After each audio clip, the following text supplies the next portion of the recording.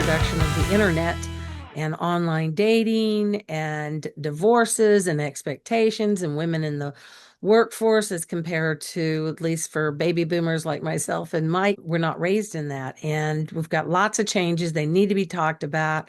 And so I am bringing together three gens.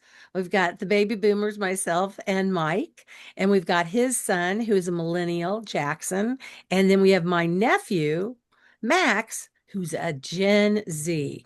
Do you have anything in particular that you're looking for in a gal that you'd like to meet, or anything about her profile that will like trigger you to want to contact her, other than the fact that she's pretty and you're attracted to her? Values matter to me.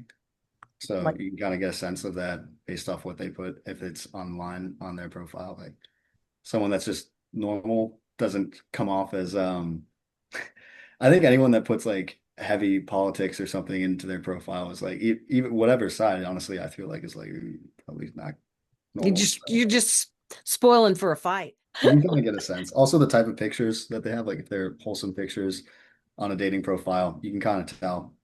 If it's like you can just get a sense. And then most of all, like if you go on a date with someone and they're kind of weird or not smart or like you don't get along, then it's just one date. So like Hinge is one. I've gone on a couple of dates from Hinge and they've been nice. None of them have gone on to be very serious, but I think it's a good, helpful way when you're in a city like New York, where I am, to meet people that you otherwise would never meet.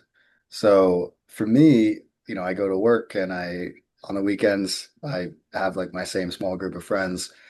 The options are go meet some girl at a bar, which sometimes works, or meet some girl through a mutual friend, or you could, go on these apps. So it kind of adds another channel.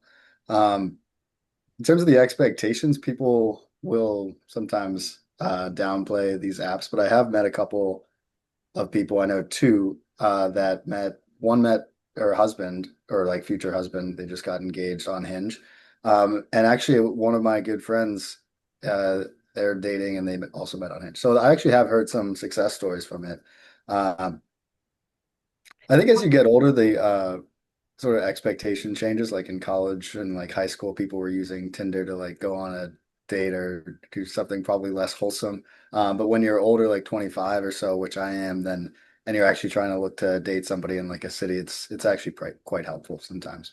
And then say, hey, it'd be great to grab a drink or something one of these nights. And then if they say yes, then you're like, great. And then I usually ask for their phone number and then come up with some plan. Usually something like casual, not like a dinner or anything. Maybe like grab a coffee or a drink sometime on the weekend. My world, to date a flight attendant, who are really the only people of the opposite sex that you're going to meet at work, is a hazardous proposition, as has become pretty much the norm all throughout, the economy with the Me Too movement, whatever. I'm So, going to go back to, because you have experienced actually meeting somebody and marrying them that you met online. How right. many women do you think you had coffee with or whatever, met up with when you were online after you got divorced the first time and before you Oh, met about a your second? dozen. Could you like immediately when you got together with them realize that this was not going to be a match? Just sort of know, I mean, you've been around, you've dated a bunch of people, you sort of know when you got, there's a little bit of a zing there. I think for guys especially, and I don't mean to sound shallow, but we tend to look at the visual, Oh, yeah, physical first, that's natural. and if there's no If you're not immediate, attracted to them, immediate interest, that sort of eliminates, probably, a good 80% of what's online. So at least, when I was looking. Go to any major like airport terminal or any place where you see every kind of person and nobody's talking to each other. I mean, they're engrossed in their phones. And years ago, before this technology existed, I mean, people would socialize. I think technology is a huge component of it. I think the problem with COVID is that through things like remote work and like delivery services, like it became very, very possible just to ensconce yourself at home. Yeah, this graph is pretty crazy. I think it's got to be COVID related, but anyone who's sitting inside 100% of the time, I think is not setting themselves up for success. You Oh still, no, like if you want to have any kind of success, you have to put yourself out there. I mean, especially as a guy. I mean, the world doesn't give a shit about you. And I mean, anything you want, you have to go out and get it yourself. I'm curious, when did you graduate from UVA?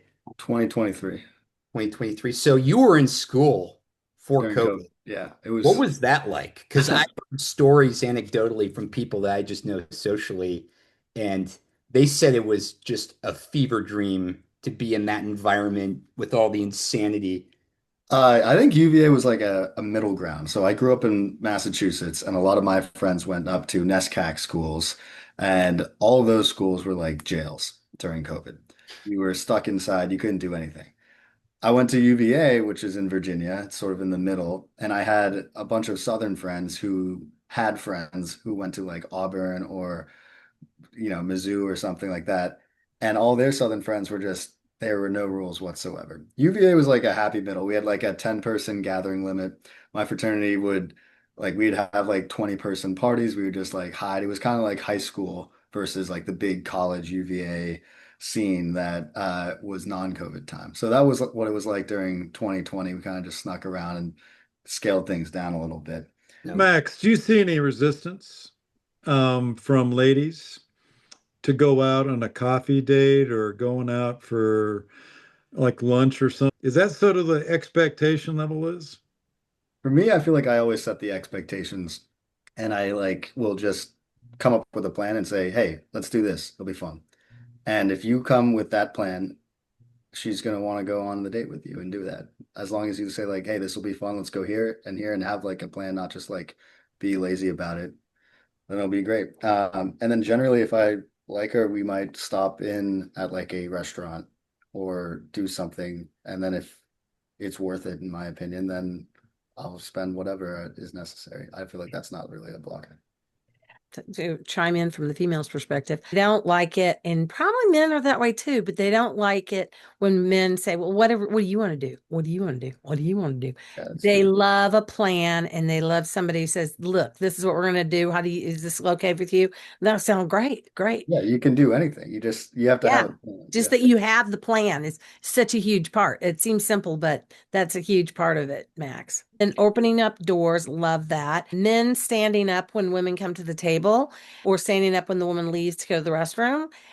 Very unusual in your younger generation. No, it's not. In fact, I think every woman would appreciate just polite manners. I think it honestly just comes down to do you actually respect who you're going out with? And then if you do, then you're not gonna like, I think she'll just see that and that's good. And then it like the other parts are just manners. Like picking a place to go is good manners. Like having a plan is good man. It's like respectable. Um, So they're looking for you to lead. yeah, and I think Yes. that's a nice thing. Like, Yeah. yeah. What do you see in the women? What is it about their characteristics? What is it about their upbringing? I think for me on the values question, Mike, that you asked, for me, one, independent, someone who actually is able to live their life on their own and doesn't need somebody. I have a lot of respect for that. I feel like that's someone that I'd want to be with as well. Someone who has their own goals and are driven, someone who doesn't gossip a lot, because I think that's just a sign of weakness. And yeah, someone who I actually like, I would want to respect the person, like the woman that I'm dating. That's important to me. And then yeah, values being a Christian is important to me. Um, and just following a lot of the Christian guidelines, like not judging other people and um, just living. That's great. Love thy neighbor, do unto others as you'd have them do unto you. Even, I Yeah. mean, even if you're not really close to the Lord, it's those are all great characteristics, and you're So, just Max, what are your chances of being able to find that in New York City?